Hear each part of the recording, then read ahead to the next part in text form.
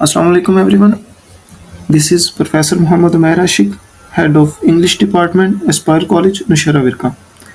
आज से हम स्टार्ट कर रहे हैं एक ज़बरदस्त intellectual journey the history of English literature, जिसमें हम from Anglo Saxon period all the way to postmodernism जो है वो चीज़ें डिस्कस करेंगे। हर लेक्चर कंसाइज, एग्जाम फोकस और कंसेप्ट क्लियर होगा with very interesting facts and literary insights. So stay connected और सब्सक्राइब ज़रूर करें। और चलें शुरू करते हैं हम आज का अपना लेक्चर। जो चीज़ें हम डिस्कस करेंगे, जहाँ से हम स्टार्ट करेंगे, in the beginning of history of English literature, हमारे पास जो चीज़ें आती हैं उसमें सबसे पहले तो हम एक जनरल इंट्रोडक्शन करेंगे, what is literature, what is meant by history of English literature.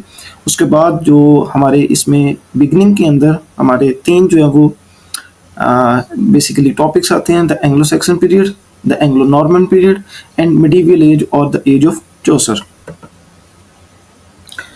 So literature is basically a reflection of life and society, कि जिस तरह से हम ज़िंदगी गुजार रहे होते हैं, हमारे माशरे में जो चीज़ें वाक़े हो रही होती हैं, उनका अंदाज़, उनके जो हमारे माशरे में मसाइल, उन मसाइल का हल, इस सारी चीज़ों की जो हम एक बहस करते हैं, उसको हम लिटरेचर के तौर पर जानते हैं। So literature is basically the reflection of life and society. It come from Latin word litteratura which means writing with letter. So at first literature it's used for just entertainment purposes, लेकिन with the passage of time literature हमारे पास it becomes a tool, एक ऐसा tool जिसमें हम उस society में आने वाली प्रॉब्लम्स और उनके सॉल्यूशंस की जो है वो बात करते हैं। So it also shows the issues and trends of each era, जिस इरा में, जिस सोसाइटी में वो जो चीज़ वो लिखी जा रही है, वो जो चीज़ प्रोड्यूस हो रही है लिटरेचर की, द पीस ऑफ लिटरेचर, वो उस इरा की हमें इश्यूज और उस इरा के जो रुझानात थे, ट्रेंड्स के बारे में बताता है। सो लिटरेचर को हम अगर कैटेगराइज करें तो literature can be categorised according to its origin, its historical period, its language, its subject matter और genre. Now coming toward English literature, so there is no specific evidence of the origin of English literature. Why? Because English literature is not the literature of just the people of England. It begin with the history of English people. अब होता क्या है कि जो England में लोग रह रहे थे, ये इंग्लिश जो है वो सिर्फ उनके साथ ही एसोसिएट नहीं है। जो इंग्लिश लैंग्वेज इवॉल्व हुई, जो इंग्लिश लिटरेचर इवॉल्व हुआ, इसमें बहुत सी दूसरी नेशंस का भी, बहुत से दूसरे कल्चर्स का भी इन्फ्लुएंस है। Just like if we take the example of Urdu, so Urdu जो है वो खालिस्तान कोई एक इलाके के साथ मंसूब नहीं है। यहाँ पर फ्रॉम डिफरेंट नेशंस जो लोग हैं वो इकट्ठे हुए सब कॉन्टिनेंट के अंदर और इंडियन सब कॉन्टिनेंट के अंदर, और यहाँ पर जो है वो एक उनके कल्चर्स के साथ उनकी लैंग्वेज जब मिक्स हुई तो हमारे पास एक नई लैंग्वेज उभर कर आती है जिसको हम उर्दू के नाम से जानते हैं। So same is the case with English. English में जो इंग्लैंड का इलाका है, जो रीजन है, वहाँ पर डिफरेंट नेशंस, डिफरेंट कल्चर के लोग, डिफरेंट लैंग्वेजेस बोलने वाले लोग जो हैं वो आते हैं, और उनकी मिक्सअप से जो एक नई लैंग्वेज बनकर आती है उसको हम इंग्लिश के तौर पर जानते हैं। So it also has the inheritance of different Nations, जिसमें जो जर्मन्स इन्वॉल्व हैं, उसके अलावा फ्रेंच का बहुत ज़्यादा इसमें जो है वो इन्फ्लुएंस है।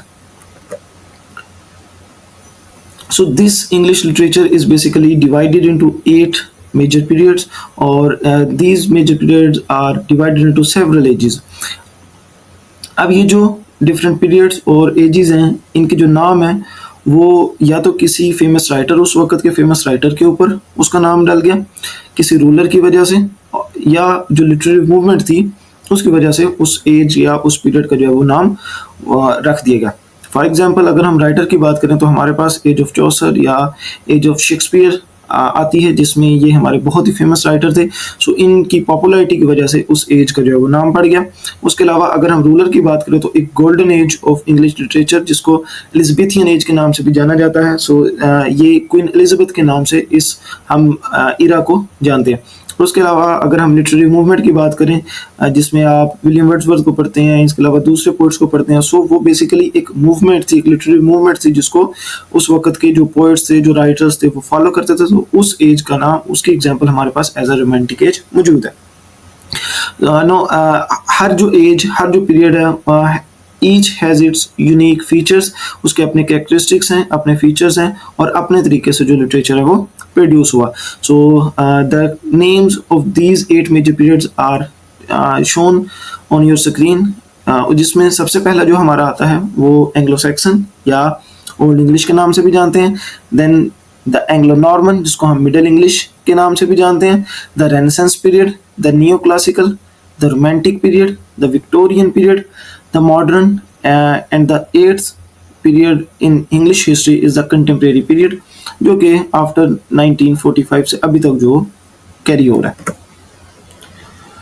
So let's get start with our old English period, जिसे हम एंग्लो सैक्सन एज भी कहते हैं, एंग्लो सैक्सन पीरियड के नाम से भी जाना जाता है. सो ये वो दौर है जहाँ इंग्लिश लिटरेचर का पहला कदम रखा गया, with epic poetry, heroic tales थी इसमें, और डीप रिलीजियस थीम भी हमें इसमें मिलते हैं. So let's explore its key feature, major work and literary background in a clear and very simplified way. So चलिए शुरू करते हैं. द एंग्लो सैक्सन और ओल्ड इंग्लिश. सो बेसिकली होता क्या है कि एंग्लो सैक्सन जो इरा था ये स्टार्ट हुआ था जर्मैनिक ट्राइब्स की इमिग्रेशन से, जो जर्मनी और इसके मुज़ाफ़ात के डेनमार्क, नेदरलैंड से जो ना वो ट्राइब्स आते हैं इंग्लैंड के अंदर रहने, और उनके वहाँ पर जो मूवमेंट के बाद हमारे पास एक कल्चर मिक्सचर और एक लैंग्वेज मिक्सचर होता है, जिससे एक नई लैंग्वेज ओल्ड इंग्लिश जो है वो बनती है. सो जर्मैनिक ट्राइब्स जो हैं वो जर्मनी और उसके मुज़ाफ़ात से वो इंग्लैंड की तरफ आते हैं, वो अपनी लैंग्वेज, अपना कल्चर वहाँ लाते हैं, और जो लिटरेचर था इस एंग्लो सैक्सन का वो बेसिकली रिफ्लेक्ट करता है वो उस वक्त के लोगों की लाइफ्स को, उनके स्ट्रगल्स और जो बिलीफ सिस्टम था लोगों का. और इसका जो लिटरेचर ये मोस्टली ओरल था. बाद में जो है at the you can say the ending of this period Monks के आने की वजह से और स्कॉलर्स के आने की वजह से जो है वो उसको लिखने की कोशिश की गई. सो इंग्लिश जो थी उस वक्त की, this old English is far far different the English we use today. अब ये सारी बातें जो है वो हम आगे डील करते हैं. एंग्लो सैक्सन थे कौन? सो एंग्लो सैक्सन, उसके बाद हम इसके लिटरेचर और बाकी चीज़ों को डिस्कस करेंगे. The first one is who are the Anglo Saxon. So Anglo Saxon are basically the tribes from Germany, Denmark and Netherland. अब after Romans in 5th century, अब पहले जो इंग्लैंड के लोग थे उनको जो रोमन एम्पायर थी वो प्रोटेक्ट कर रही थी, लेकिन 5th सेंचुरी में रोमन्स को अपने कैपिटल में रोम में जो है वो वापस जाना पड़ता है अपनी एम्पायर को संभालने के लिए, उसको देखने के लिए. तो वो इनको जो इंग्लैंड के लोग हैं इन्हें वो कह देते हैं कि अब आप अपना ख्याल खुद रखें. सो ये जो हमारे पास जो 3 ट्राइब्स थे, एंग्लस, सैक्सन और जूट्स, इनको जो वहाँ पर इंग्लैंड के लोग, जो लोकल लोग थे जिनको हम केल्टिक पीपल के नाम से जानते हैं, वो उन्होंने इनको बुलाया कि आप जो है वो हमारे पास आकर यहाँ रहें. अब इसका फ़ायदा क्या होगा कि वो बेसिकली जब लैंड दी जा रही है तो वो केल्टिक लोग ये सोचते थे कि वो हमारा जो है वो हमें प्रोटेक्ट करेंगे बाकी दूसरे जो इन्वेडर्स हैं उनको यहाँ पर आने से. सो आते वो एंग्लस, सैक्सन और जूट्स हैं, ये तीनों वहाँ पर आते हैं इंग्लैंड के अंदर. अब आने के बाद ये जो केल्टिक पीपल थे, लोकल पीपल थे वहाँ के इंग्लैंड के, उनको जो है वो धकेल देते हैं माउंटेन्स की तरफ, और खुद जो है उस एरिया को जो है वो अपने अंदर जो है वो बाउंड्रीज को डिवाइड कर लेते हैं. सो एंग्लस जो है वो इंग्लैंड की नॉर्थ एंड ईस्ट साइड पर जाकर आबाद हो जाते हैं, Saxon in south region and Jutes south east region में जो है वो जाकर आबाद हो जाते हैं. सो बस लेकिन जो एक मिक्सिंग थी वो लोकल्स के साथ बिल्कुल वैसी जारी थी. So when these people mixed with the local Celtic people, तो उससे एक नया कल्चर और एक नई लैंग्वेज जो है वो हमारे सामने आती है, जिसको हम ओल्ड इंग्लिश के नाम से जानते हैं. इसके डिफरेंस के लिए कुछ एग्जांपल मैंने यहाँ पर लिखी है कि जो किंग हम आज यूज़ करते हैं स्पेलिंग KING, उस वक्त के किंग के स्पेलिंग जो है वो डिफरेंट थे, CYNING, और वुमेन उस वक्त जो है वो विपमैन के नाम से जो है ना विपमैन वर्ड जो है वो यूज़ होता था वुमेन के लिए. So the language which is old English, उसकी जो ग्रामर थी, it has a complex grammar, और उसमें बहुत ज़्यादा जर्मैनिक और लैटिन वर्ड्स थे. सो हमारे पास जो इन्फ्लुएंस है ओल्ड इंग्लिश में वो जर्मैनिक और लैटिन लैंग्वेज का हमें नज़र आता है. सो this is the pictorial representation कि किस तरह से, कहाँ से एंग्लस, सैक्सन और जूट्स जो हैं वो मूव करते हैं इंग्लैंड के अंदर, और वहाँ पर जाकर ये किस तरह से अपने जो बाउंड्रीज हैं उनको डिवाइड करते हैं. So now the society of Anglo-Saxon people, the social class structure. So these people were warriors, farmers and craftsman. अगर इनके प्रोफेशन की बात करें तो ये ज़्यादातर फार्मर्स, क्राफ्ट्समैन या जो सोल्जर्स या वॉरियर थे जो कि अपने उस बाउंड्री को प्रोटेक्ट करने के लिए लड़ते थे, और इसी वजह से इनके वॉरियर होने की ही वजह से इनको जो है वो वहाँ पर केल्टिक लोग वहाँ पर बुलाते हैं।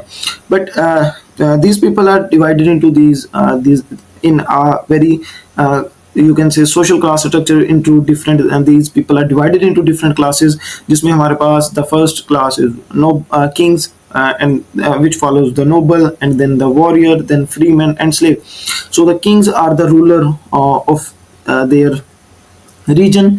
उसके बाद जो नोबल्स हैं उनके पास लैंड्स ऑनर, जो किंग के पास सारी एक लीडरशिप होती थी, उसने लीड करना होता था। नोबल्स के पास जो है वो बेसिकली लैंड ऑनर्स होते थे जिनके पास बहुत ज़्यादा जागीरें हैं, ज़मीनें हैं, और वो जो है ना उनको मीन के अपने एक नोबिलिटी के तौर पर वो वहाँ पर उस सोसाइटी में रहते थे। उसके बाद हमारे जो नेक्स्ट क्लास आती है वो थी वॉरियर्स की क्लास, जो बेसिकली प्रोटेक्टर्स थे। उन्होंने उस अपने रीजन को जो है वो प्रोटेक्ट करना होता था। They are the soldiers of the of their society.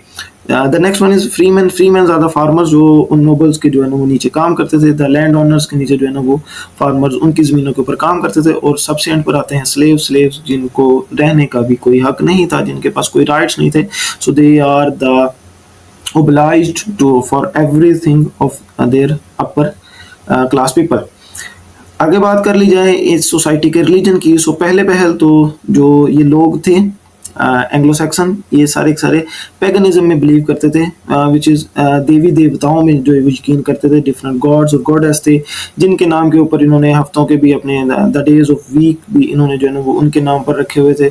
सो ये एक फेट और प्री डेस्टिनेशन का जो एक कॉन्सेप्ट था उसके ऊपर बिलीव करते थे।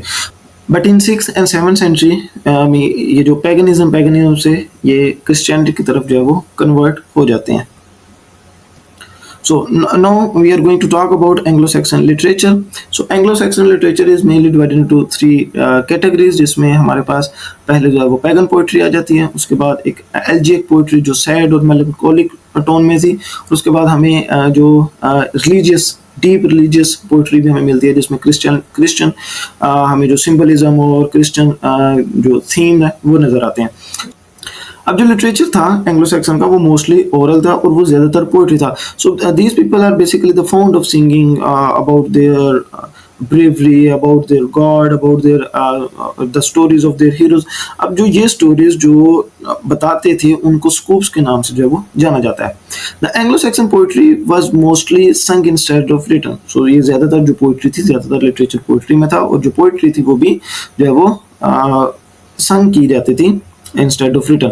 So that's why there are very few remnants left of it। तो इसी वजह से इसकी जो उस वक्त का लिटरेचर है हमें चंद एक जो चीज़ें वो मिलती है जो कि बाद में सेव हो गई, और ज़्यादातर जो है वो with the passage of time जो है वो गायब होता गया। Now if we talk about the characteristic of this literature, Anglo-Saxon literature, so there is an oral tradition which we can see कि जो mostly literature था वो oral था। उसके अलावा the most part of the literature is in poetry. हमें poetry के अंदर जो है ना वो एलिट्रेशन नज़र आती है रिदम के लिए, उसको असेंस को बढ़ाने के लिए, क्योंकि इस अंदाज में जो है ना वो गाई जाती थी ये जो बैटल्स की जो स्टोरीज़ हैं। सो उनको फिर उसमें जो है ना वो रेपिटेशन ऑफ हमें कॉन्सोनेंट बहुत ज़्यादा इस लिटरेचर में एंग्लो सैक्सन में नज़र आती है। थीम्स की बात की जाए तो हीरोइक थीम्स के, क्योंकि ये टेल्स थी ब्रेव वॉरियर्स की अगले एक नस्ल को बताने के लिए कि किस तरह से हीरोज़ हमारी सोसाइटी के अंदर है। सो हमें एक जो है ना वो हीरोइक थीम नज़र आते हैं, और उसके अलावा with the passage of time जो है वो हमें फिर क्रिश्चियन इन्फ्लुएंस भी इस लिटरेचर में नज़र आता है। हमें रिलीजियस थीम नज़र आते हैं, हमें मॉरल लेसन यहाँ पर जो वो इनके लिटरेचर में मिलते हैं। अब इस लिटरेचर में एक जो बहुत एक यूनिक फीचर था वो द यूज़ ऑफ कैनिंग था। कैनिंग क्या होते हैं? कैनिंग होते हैं सिंपल वर्ड्स को फ्रेजेस के साथ तब्दील करते हैं। जैसे व्हेल रोड, सी की जगह हम एक जो समुंदर है द वर्ड सी ना यूज़ करें, बल्कि उसकी जगह हम व्हेल रोड, शार्क रोड या फिश रोड को जो है ना वो यूज़ करें। सो ये बहुत ज़्यादा जो सिंपल वर्ड्स की जगह फ्रेजेस हमें जो वो कम्प्लेक्स फ्रेजेस जो है वो नज़र आते हैं। The tone of that literature is very elegiac, जहाँ हमें सॉरो, लॉस और रिफ्लेक्शन ऑन फेट भी जो है ना वो नज़र आता है। वक्त की बात की जाए तो the Christian and pagan elements हमें जो है ना वो दोनों मिक्स मिलते हैं इस लिटरेचर में many Anglo Saxon poems contain a mix of Christian and pagan elements. जैसा कि क्रिश्चियन मोरालिटी हमें मिलता है, मैंने आपको कहा मोरल लेसन थे, रिलीजियस थीम थे, बिब्लिकल रेफरेंस हैं, allusion to God are common और इनके साथ, but these often coexist with older pagan values such as warrior honour and belief. तो जो पहला एक बिलीफ सिस्टम था उनका फेट के ऊपर, प्री डेस्टिनेशन के ऊपर, वो हमें इस क्रिश्चियन मोरालिटी और क्रिश्चियन और पैगन एलिमेंट जो है ना, वो हमें उनकी ब्लेंडिंग जो है वो नज़र आती है। फॉर एग्जांपल जो वेरी एंड मोस्ट इम्पोर्टेंट जो इसका वर्क है, Beowulf. So Beowulf contain reference to both pagan tradition and Christian elements such as the idea of divine providence. So Beowulf is basically an epic poem और एक noble warrior की जो है ना वो हमें यहाँ पर लाइफ के बारे में बताया जाता है, जिसमें हमारे पास थीम ऑफ हीरोइज्म, लॉयल्टी और स्ट्रगल जो है वो उभर कर सामने आता है। So it's basically blending of two their old elements, pagan elements and the Christian religion. इसके अलावा हमारे पास जो इम्पोर्टेंट वर्क आते हैं, द वांडरर, जो एक सर्च ऑफ सोलेस में एक जो इंसान है वो एक अमन की तलाश में जो वो एग्जाइल और फेट के थीम्स को जो है वो रिप्रेजेंट करता है इसमें। इसके अलावा द सी फारर है, एक सेलर लाइफ के ऊपर जो कि क्रिश्चियन सिंबलिज्म को शो करता है। इसके अलावा द रोइन हमारे पास एक और पोएम आती है, और यहाँ पर प्रोज भी है जो एंग्लो सैक्सन क्रॉनिकल्स हैं, एक इनके इंपॉर्टेंट इवेंट्स का जो रिकॉर्ड है वो स्टार्ट होता है, जो कि एंग्लो नॉर्मन के इरा में जाकर जो है वो कंप्लीट होता है। सो राइटर की बात की जाए तो दो हमारे यहाँ पर एक जो है फेमस राइटर हमें मिलते हैं, सैडिमोन एंड साइनवुल्फ। सैडिमोन बेसिकली एक मॉन्क और एक रिलीजियस पोइट थे, और साइनवुल्फ की बात की जाए तो वो जो उनकी जो पोइट्री है वो ज्यादातर क्रिश्चियन थीम के ऊपर बेस करती है। One very important thing in Anglo-Saxon literature is the riddles. The riddle is a part of Anglo-Saxon literature. The Anglo-Saxon lived in the early medieval England. Their language was called Old English, जो कि हम पढ़ चुके हैं। They loved reading and writing in Old English and also in other language Latin. So Latin का influence भी है इसके अंदर बहुत ज़्यादा, इस ओल्ड इंग्लिश में जर्मैनिक वर्ड्स भी बहुत ज़्यादा हैं। So they also like to tease one another by writing lot of riddles and by making people guess the solution of those riddles. So पहेलियाँ दूसरों को बताना, उनके solutions लेना जो है ना वो बहुत ज़्यादा पसंद किया जाता था। So these riddles are a part of their Anglo-Saxon literature. The most famous Anglo-Saxon riddle are found in the Exeter book. हमें जो वो इस बुक के अंदर इनके इसको हमें मिल जाता है। So coming toward our ending के जो conclusion था, the Anglo-Saxon rule came to an end in 1066. 450 से स्टार्ट होता है और 1066 तक जो है ना वो ये पीरियड हमारा चलता है। Soon after the death of Edward the Confessor. So अब ये जो एडवर्ड द कन्फेसर है ये आखिरी किंग थे एंग्लो सैक्सन के। इनके पास इनका अपना कोई बेटा नहीं था, कोई हायर नहीं था, जिसकी वजह से इन्होंने अपने एक कज़न को जो है वो वसीयत की कि मेरा जो कज़न था विलियम ऑफ नॉर्मैंडी वो मेरे बाद आकर तख्त संभालेगा।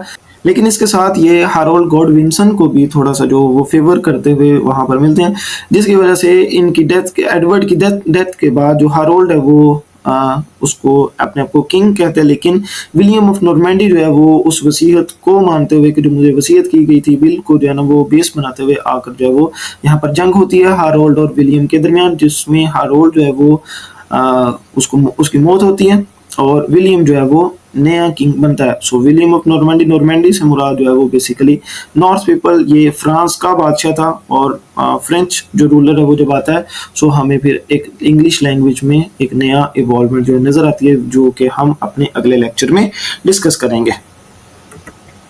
सो this is our first period which is Anglo Saxon, जिसकी अगर हम इम्पोर्टेंस की बात करें so this period gave us the first work of English poetry and prose, और हमें बताता है जो which teach us about courage, loyalty and honor, or this is basically the starting point of English literature.